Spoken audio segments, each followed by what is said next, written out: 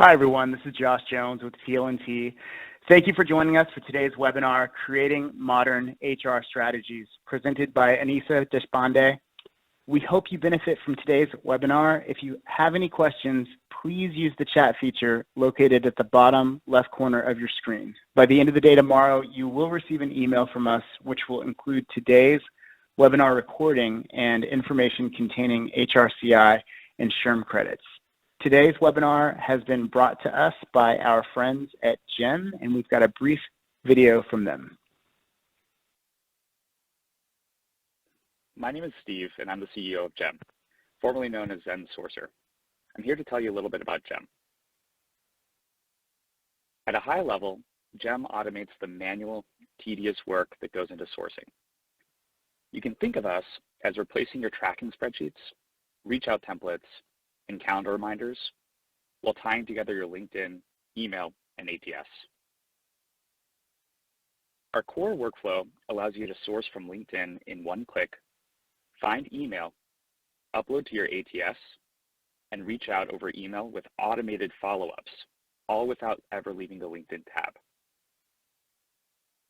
All in, GEM doubles your conversion to initial phone screen and saves 4x the time. And because everything is tracked in one place, GEM gives you analytics into what's working, so you can test subject lines, templates, and even time of day. We've been around for about 2 years and are already partnering with hundreds of top recruiting teams. And they're saying great things. You'll notice a common theme of reducing time spent sourcing, insight into the entire funnel, and the ability to manage passive candidate relationships over time.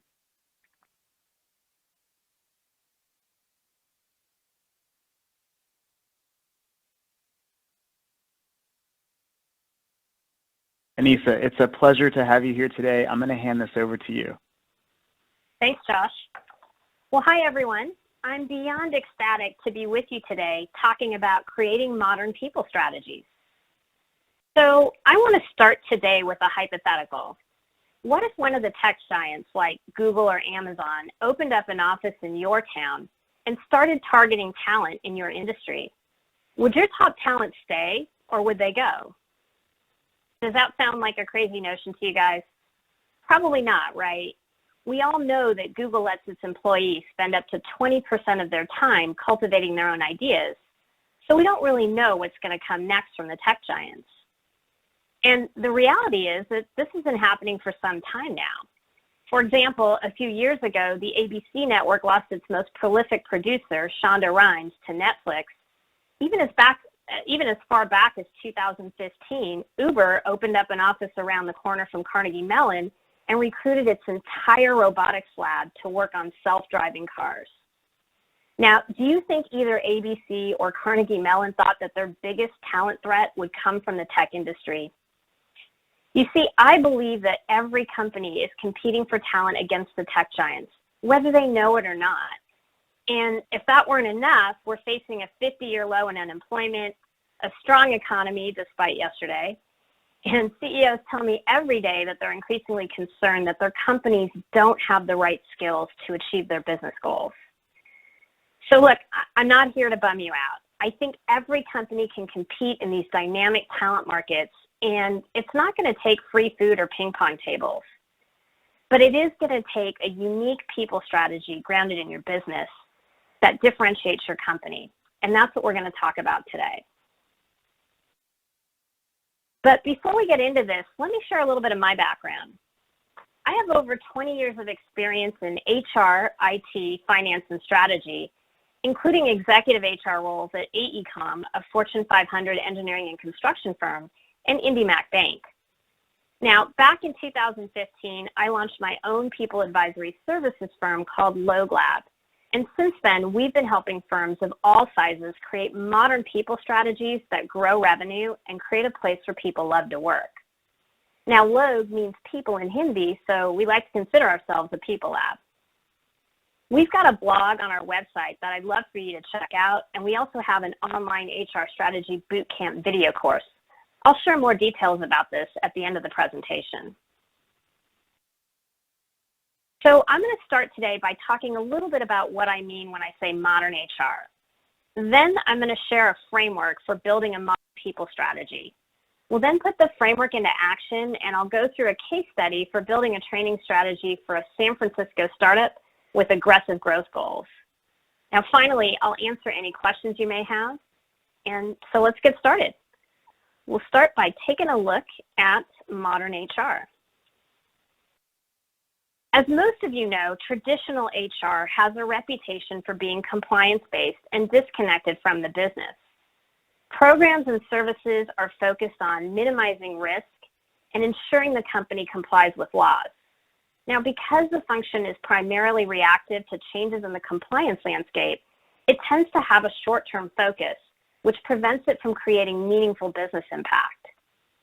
Yet, even though traditional HR is compliance-focused, we've seen many instances where it's not executing well on this front. Things like the #MeToo movement is a case in point. Now, the good news is that many HR departments have started to evolve by calling themselves people departments instead of HR, and are starting to focus on things like engagement and employee experience. But for the most part, they haven't made that holistic transition to modern HR.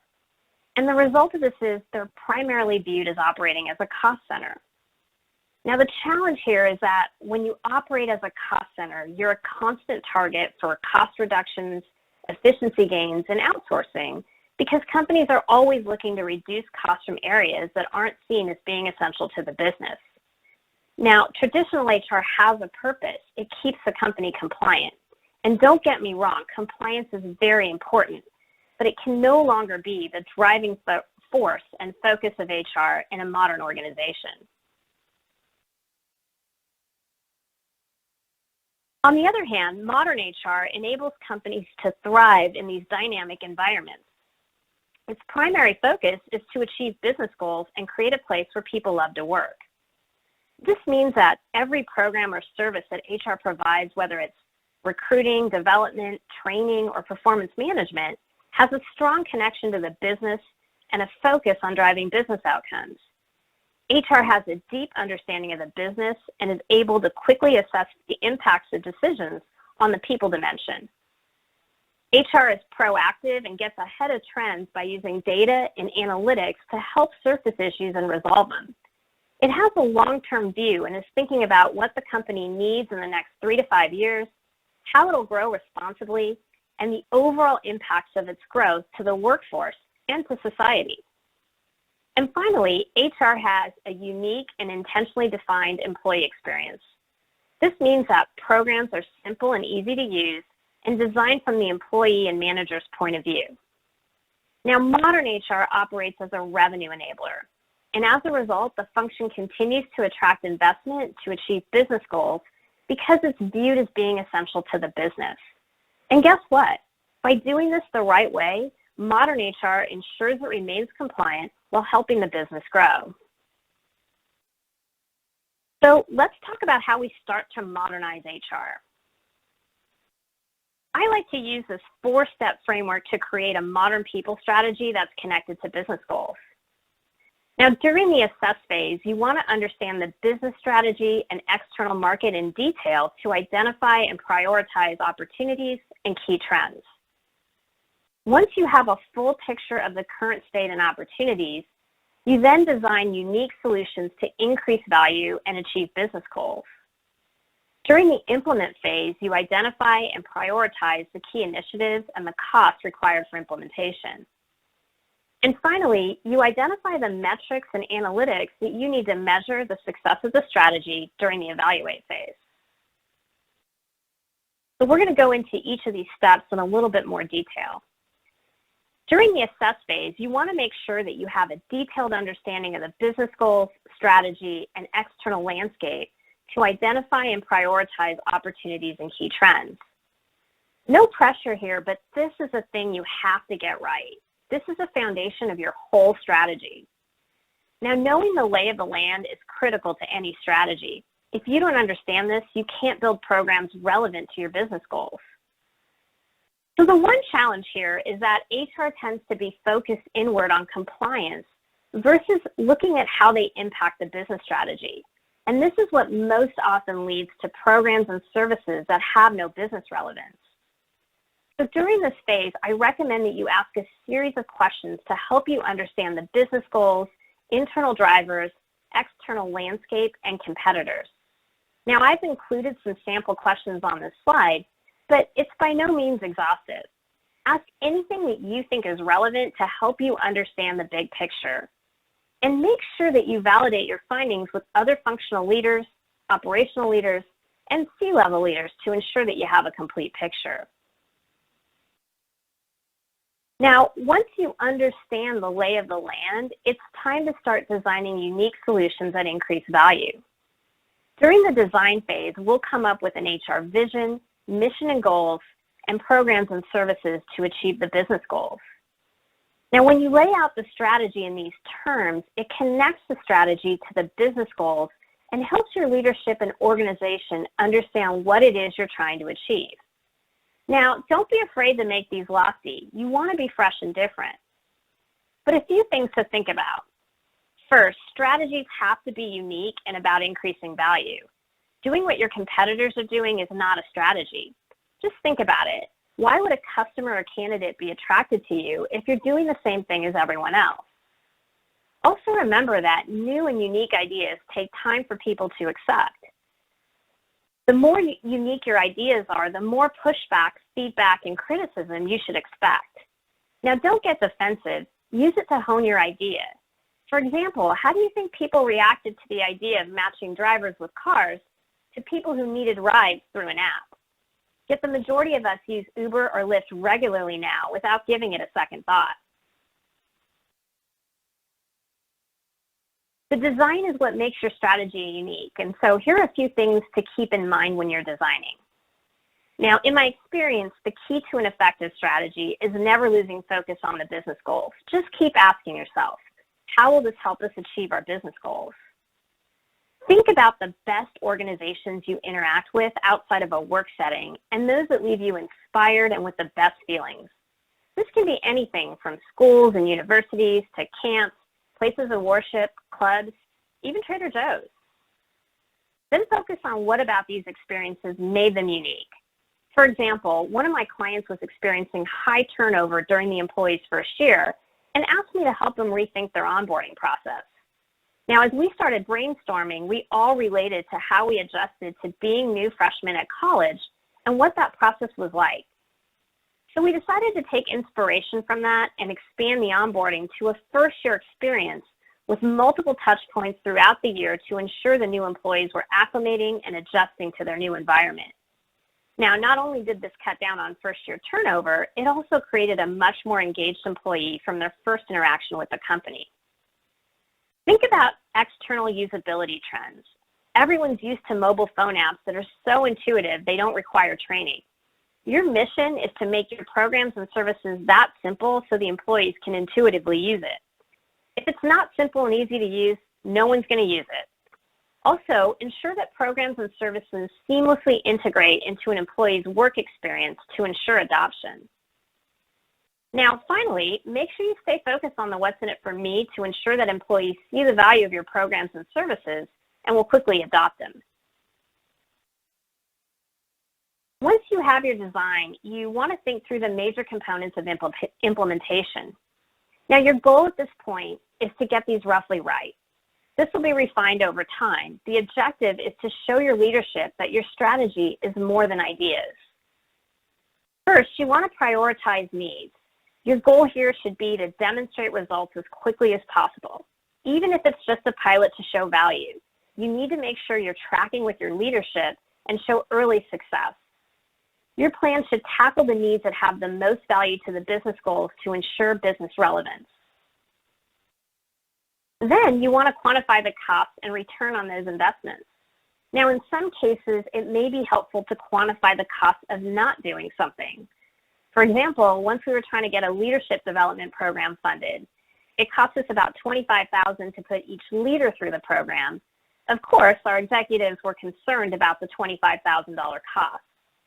But when we explained that it would cost $50,000 to hire using our internal team and $165,000 to use a retained executive search firm, all of a sudden that 25,000 didn't look so bad.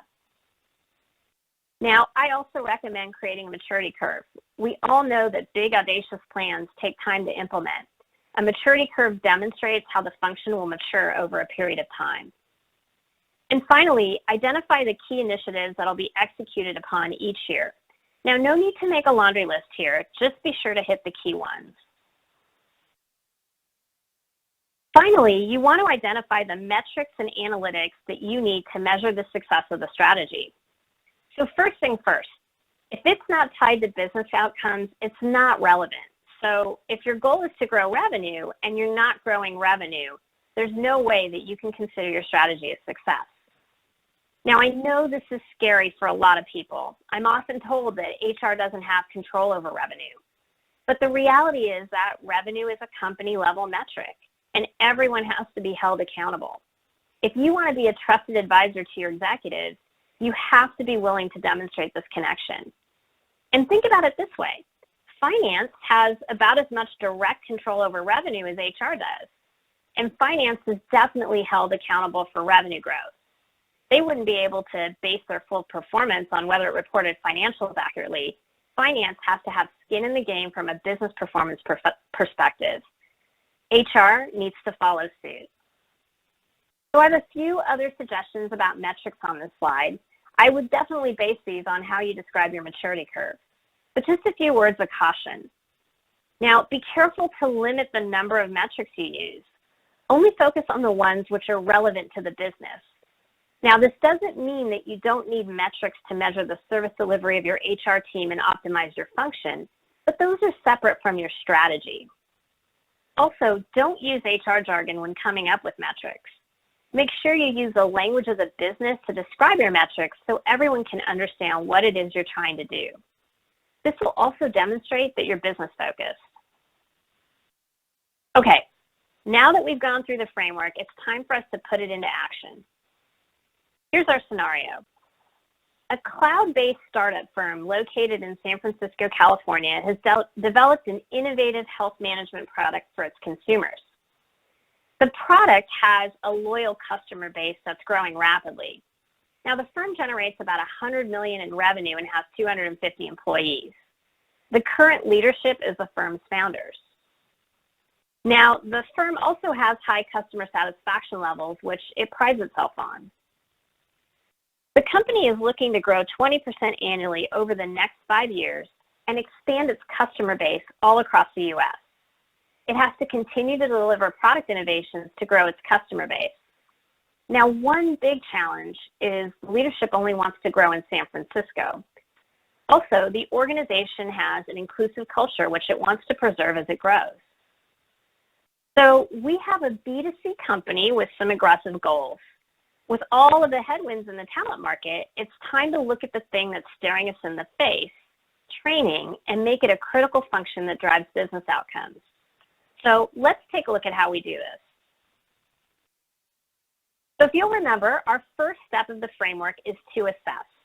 And during the assess phase, the goal is to understand the business strategy and external market in detail to identify and prioritize opportunities and key trends. So we asked a series of questions to get the external trends, and this is what we found. As expected, there's a lot of competition for limited skills in the marketplace. And as a result, this is driving up the cost of talent. But this may be helpful to our training strategy because the marketplace may not have the talent that we need. We also see that the talent pool is looking for highly personalized and innovative learning services, and that top talent is looking for an aspirational purpose and growth opportunities. So we need to keep this in mind as we design our strategy. Finally, one of the most challenging parts of this is that our growth is really aggressive. We want to grow 20% annually, and the industry is projecting to grow 18%. This means that we have to do something really special when it comes to our strategy. And then we summarize the answers to all the questions we asked in a SWOT analysis. Now, a SWOT classifies our information into strengths, weaknesses, opportunities, and threats. And the way I use a SWOT is strengths and weaknesses are internal, opportunities can be internal or external, and threats are external. A few things I want to point out. Strengths. Our employees have a grow or leave mindset. They're also customer focused and have a mindset of improving the life of the customer. On the weaknesses, our investors are concerned about our leadership, whom you'll recall are the founders, and their ability to manage a $250 million company. In our industry, and like most tech industries, technical skills become obsolete quickly. And we have a busy work culture. We're very much in startup mode with limited to no time for training. Now, on the opportunities, we have a discriminating user base that expects the latest innovative technologies. We need to use this to our advantage. And finally, on the threats. So I always like to remind people about the unknown competitors and disruptors that are out there. This goes back to Google letting its employees spend 20% of their time working on their own ideas, or the people working in their garages coming up with the next big thing that we haven't even thought of yet. We always need to be keeping an eye out for these disruptions so we can respond as quickly as possible. Okay, so once we have a good picture of the current state, we're ready to jump into the design phase. Now, as a reminder, the goal of the design phase is to translate the business strategy and goals into a vision, mission and goals, and programs and services for HR. We relied heavily on the SWOT we put together during the assess phase as part of this process. Now, the vision is what the HR function aspires to be in the organization. I like to keep these simple and aspirational and drive some connection to the business or organizational purpose. So we thought about all those things, our business goals, and what would really be inspiring for our workforce, and came up with the following. To instill a culture of learning, to ensure our team and company perpetually grow and innovate to make a difference in the lives of our customers. So this is pretty simple and aspirational, right? This ties to the purpose of our organization. It also ties learning to customers, which gives it relevance, thinking about our internal employees and external stakeholders. And people can remember a statement like this. The next step is to design the mission and goals. The mission is how the function will achieve the vision. Now, again, the mission brings in the aspirational purpose to empower employees to make a continual impact in our customers' lives, and has an external and internal appeal. You see that the goals are addressing the external industry trends and the SWOT, and are simple and written in the language of the business. The one caution here is that you want to limit the number of goals you have in your strategy. Again, these shouldn't be a laundry list, just a few key items that you're planning to accomplish as part of your strategy. So I typically recommend no more than 5, but in this case, we made an exception as it made sense and added a 6th goal. Okay, so the next step is to define the programs and services that'll enable the strategy. And the focus here is to create an overall learning experience, not just content, as we see from many training programs. So remember when I talked about looking at sources outside of work for inspiration when it comes to designing your strategy to make it unique? For this particular experience, our inspiration was Amazon's Alexa. So our focus is to create a personalized learning experience by being able to respond to the requests and demands of our workforce. Now, while Alexa does this through voice, our workforce will interact with chatbots throughout chat or text to help people effectively apply learning throughout the workday. Now, as a reminder, a chatbot is simply software which uses artificial intelligence to conduct a conversation with a human. Now, the other advantage of chatbots is that they collect a wealth of data about how well our employees are learning new skills, and we can start to understand patterns that help us determine additional training needs, adjacent training, or new skills that our workforce may be interested in. Just like Amazon helps us think of other products we may want to purchase based on our online behaviors and patterns. Now, highly competitive talent markets require new grads. We know that the grads coming in will require training to take their conceptual knowledge and convert it into practical skills. Now, also, given that technical skills become obsolete quickly, we want to have a focus on skill redeployment to ensure we're not losing good people because their skills have become obsolete. So we're going to proactively look for skills which are going to become obsolete and retrain them. Now, we also have these founders who are being asked to scale to be able to manage a $250 million company. The investors are concerned, so we're proposing that we leverage virtual and augmented reality technology to help these executives prepare for difficult conversations. Now, across the bottom, you can see that it says Innovative Technology Platform with a few key technologies. The reason we're doing this is because we know we have a discriminating user base that demands the latest technologies. This means that as a training team, we need to continually be evaluating what's out there from a technology standpoint and adjusting our strategy to accommodate these new technologies. And because we're willing to experiment, we may even be able to get some of the bleeding edge technologies as they do their early testing, which may mean it's free or has significantly reduced pricing. So our goal here was to be unique and different, to be able to evolve training into a competitive advantage for our company. So once you've designed your strategy, it's time to think through the rough components of implementation. So I'm going to start with our proposed investment for the training strategy. So on the left, you can see the current state. We've got about $100 million in revenue, our current workforce, and how it breaks down by department. Now, you'll also notice that we have 18% turnover, a $19,000 cost per hire, and no training investment right now. So we started by looking at our existing revenue per head count, just to get a rough sense of what it takes to maintain this level of revenue.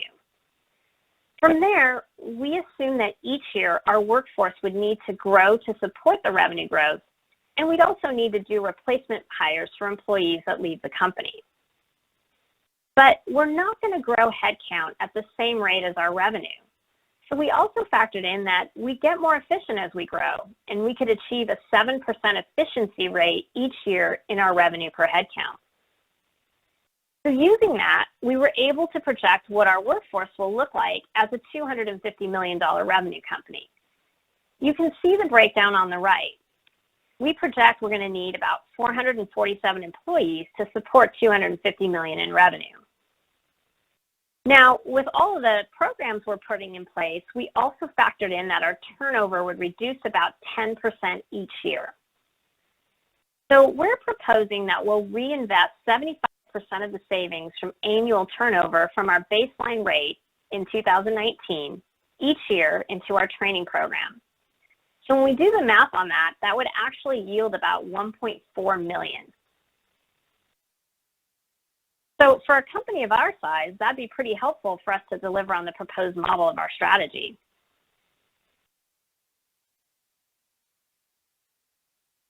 So Rome wasn't built in a day, and you guys all know that strategies take time to implement. And in the world of instant gratification, leaders often have high expectations. That's why I like to put together a maturity curve as part of the strategy.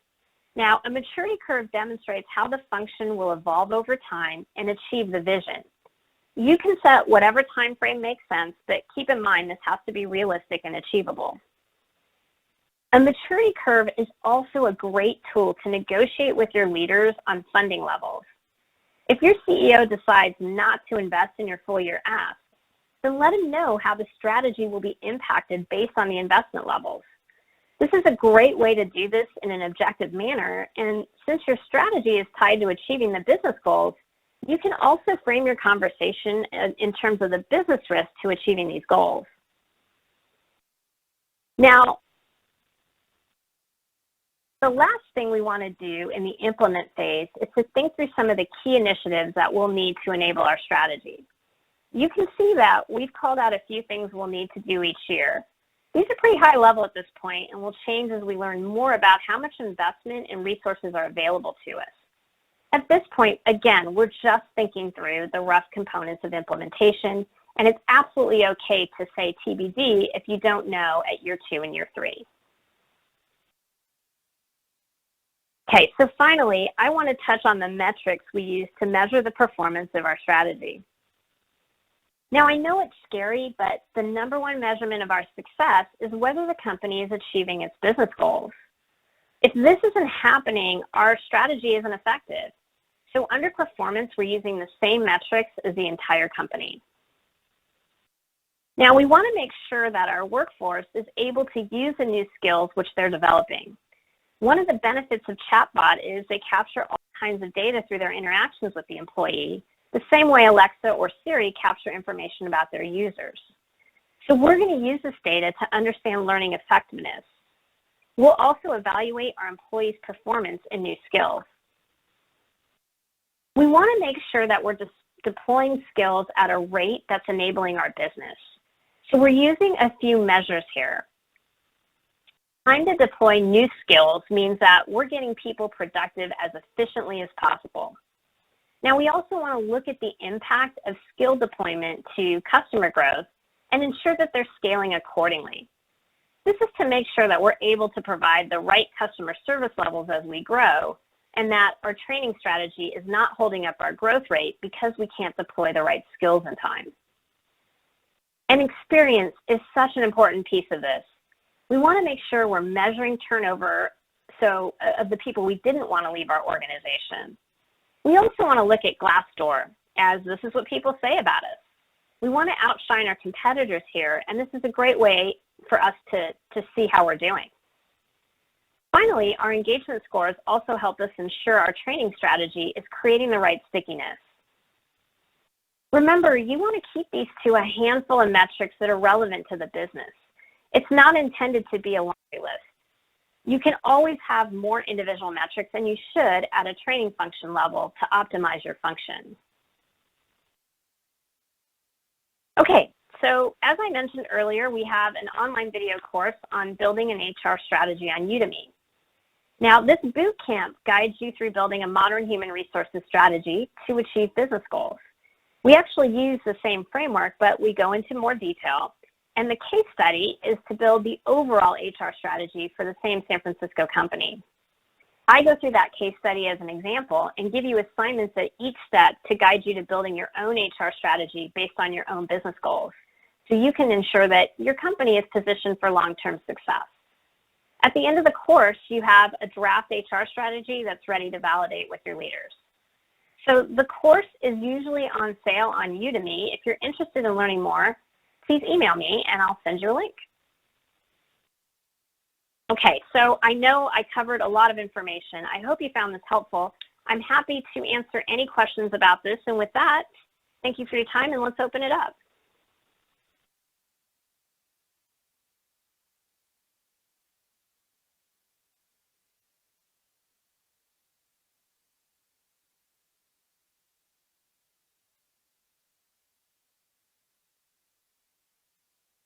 If you guys have a question, go ahead and type it in the question section.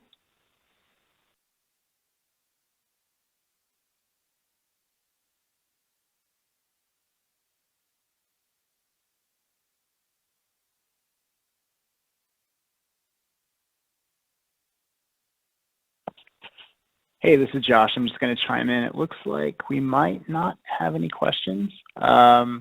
This is your opportunity if you've got one. But if not, maybe we can gift everybody back 20 minutes or so to their day. Oh, we got one coming in. So assuming that you aren't at the executive level, do you recommend having an executive sponsor? Great question. Absolutely. You want somebody, if you're not at the table, you definitely want somebody at the table who can be your champion and help you get visibility, and can also provide you visibility into the conversations that are happening at the executive level so you can shape your strategy.